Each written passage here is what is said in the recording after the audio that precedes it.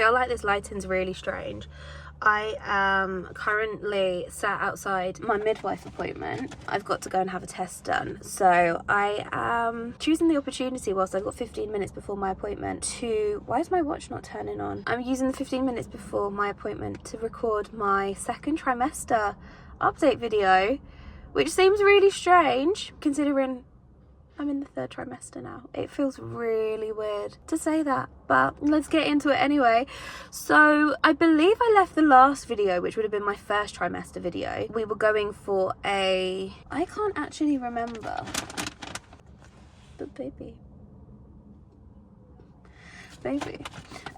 I feel like the beginning of the 2nd trimester. When's the 2nd trimester? Is that after 12 weeks? That's 12 weeks, isn't it? Should we go with that? So I went to my 12-week scan. It might overlap a little bit with the other video. I can't actually remember what I filmed and what I haven't. 12th trimester, oh my god, could you imagine? 2nd trimester has kind of been a bit of a blur. I would say morning sickness, exhaustion, fatigue, food aversions, everything, you name it. Any kind of pregnancy symptom you could possibly have, I've had. So this pregnancy has definitely been putting me through the ringer. I went to a 12-week scan and we were really nervous about it, but everything was okay. Baby was completely fine. Baby was exactly what we expected, like size, weight, got given our due date, like everything was just kind of like they updated it a little bit, I think, and everything was perfect. So like it was amazing. We then... There's a lady pulling in and I don't want her to know that I'm filming whilst I'm sat in this car, but she's probably gonna know that I'm filming whilst I'm sat in the car. We went to the scan and that was completely fine. Midwife appointments have been definitely talking about my anxieties towards pregnancy and like the little niggles that you have. So for example, this is gonna sound absolutely crazy, but any niggle I had, I kind of put a pin in it. And then when I went to my midwife appointment, I spoke to my midwife about it. She was amazing. So I personally think the anxieties towards pregnancy, it's heightened more in this pregnancy because of everything that's happened, but also because I've been pregnant before and I know baby's kicking. And I know like kind of what to expect. I would say that I feel like I've handled the anxieties towards it a bit better. So I would recommend like any niggle you have, put a pin in it until you can speak to like your midwife, because your midwife is the best person to speak to. So we went to the 12-week scan. What else have I done? Oh my god, it's starting to rain. That's not good. I've got no coat and I've got to go and try and get inside in a minute. I don't really feel like anything has like interestingly happened during the 2nd trimester. I would say that I've like felt a lot of movement was a big thing quite early on, and now it's full-blown kicks and it's a lot. Like I had an anterior placenta before. I have a low placenta, so they picked that up at my 20-week scan.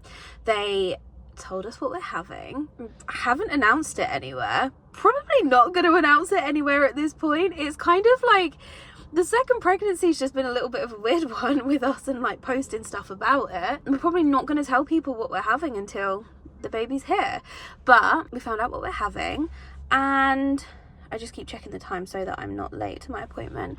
And then I got told that I have a low placenta.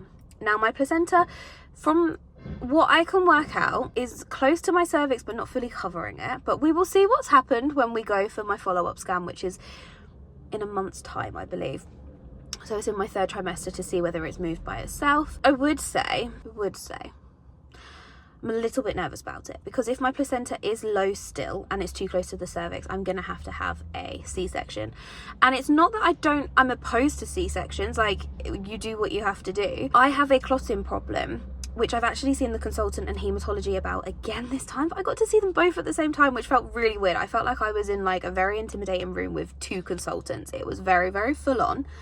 But basically, if I have a C-section, they've basically got to have like all hands on deck for me to have the surgery, because I bleed so easily and it's highly likely that I would have to have a blood transfusion.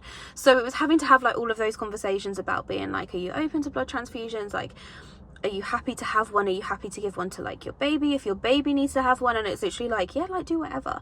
Like I'm very chilled when it comes to like what you need to do to keep me alive, but I am very nervous about the procedure itself if I have to have one. So I am hoping and praying, fingers crossed, that it isn't low. I would say though, my luck between this pregnancy has not been in our favour at all. So we're just kind of rolling with the punches, and if it isn't, it isn't.